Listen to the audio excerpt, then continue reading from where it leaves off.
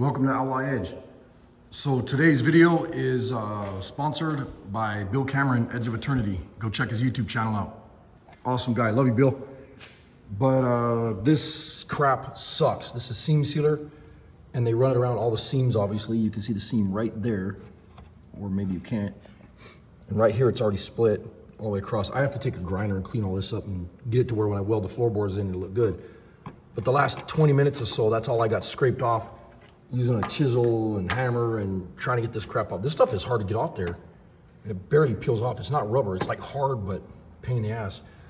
So I said, there's got to be an easier way to do this. So don't be afraid to modify your tools. So I took the chisel, and this one had the handle that was getting ready to crack. So I broke the handle off. All I did is take a die grinder and cut it off there. It's a little mini chisel. So it looked just like this, but smaller, obviously. And Bill Cameron, Edge of Eternity on YouTube, he sent me this filer, which I use the piss out of. Thanks, bro. This thing is amazing. And you got an on-off button right here. It's air operated. And this here goes in and out when you tighten it up with the, when you tighten this Allen head screw right here. So this goes in and out, and I was thinking about something. I was like, I need a tool that I can take that stuff off with. So that little chisel, I tore it apart because it was broken anyways. And it just so happens that's the exact same diameter as that right there. Whoa, sorry about the crap camera work. I'll tighten up the screw and give it a whirl. Well, in this video, I figured I'd lengthen it up a little bit and do two tool hacks. That's kind of hard to say. So this worked out great, the chisel set up. And then I have a laser set up here, and I took a level with my tripod here, ran a level over, and then ran the level with the laser. You see the laser on my hand here. That way I can catch this. There's a little bit of rust. It's not on this side, but on the other side of the car, there was a little bit of rust right on that edge where that seam seal had been peeled up. And what I did right now is I used that tool that Bill Cameron gave me, and I cut all this stuff off of here real carefully and quickly. And then I took right where the seam is, sorry about the crap cam work, right where the seam is, I took a grinder and cut it. And then this is gonna be my edge or my lip that I'm gonna butt the floor and the unibody up to. And this is the Crown Vic cop car floor, obviously. But on the Crown Vic cop car floor, you can see the rust right here. And on the other side, it was a little bit worse. So let me see if I can get it to where you can, I'm not sure if you can see that.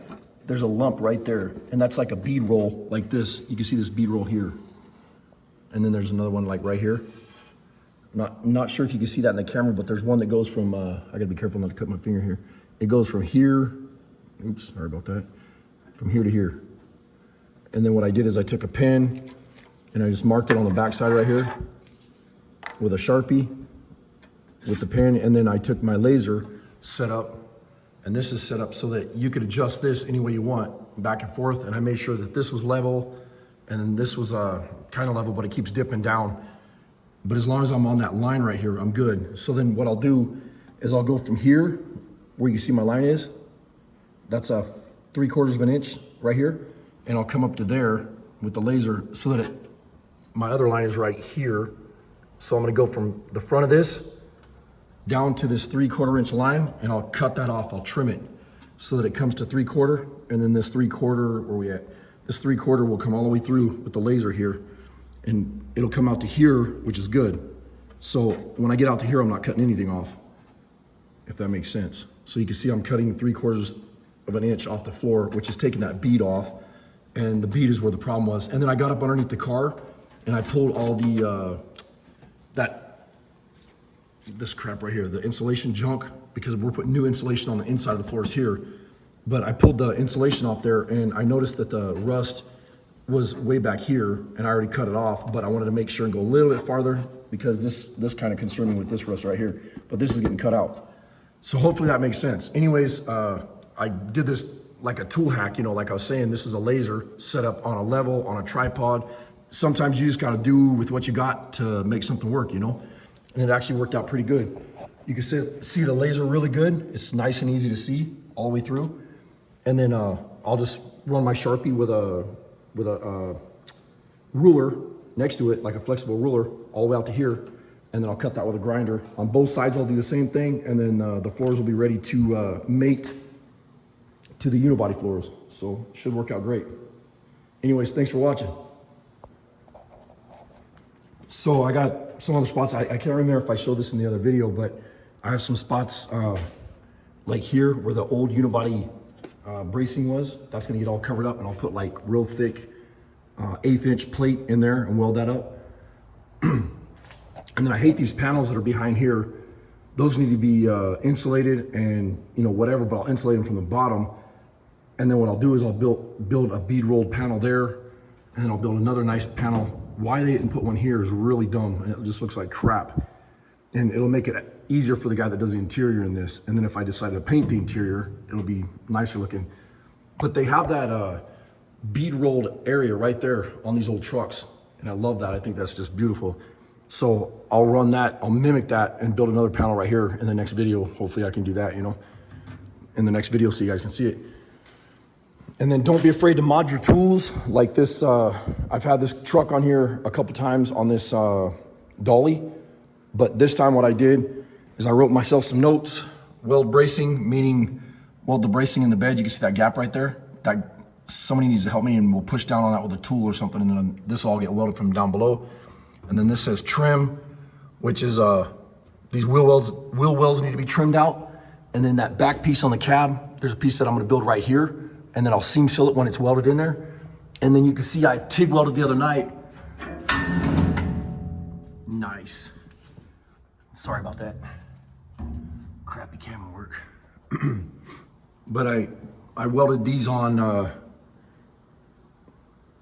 these pieces right here. Well, I MIG welded this, but this piece here was just a bunch of scraps. And I took some U-shape or some square tubing and cut it in half so it was like a U-shape, so that it sat and held the floor up on the unibody. And that way the truck sits on this dolly, and it's I can roll it all over the shop now, and I'm not gonna have to worry about it falling off or something. It's all of its weight is right there. And then in the front, I got those clamps.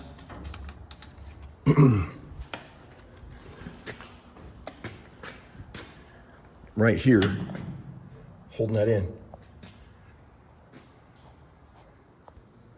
Sorry about that, got a phone call, got cut off. Anyways, those are gonna get welded in, and then I got a bunch of stuff in the back that I was talking about that'll get finished up. And I think I'm gonna cap the front of these cap the front of the frame rails too. I'll cap both those, and then I gotta start blowing this thing down, getting it degreased and cleaned up and sandblasted, whatever, all the frame and everything, and get it ready for paint. Anyways, I'll see you guys on the next video. Thanks for watching. Later.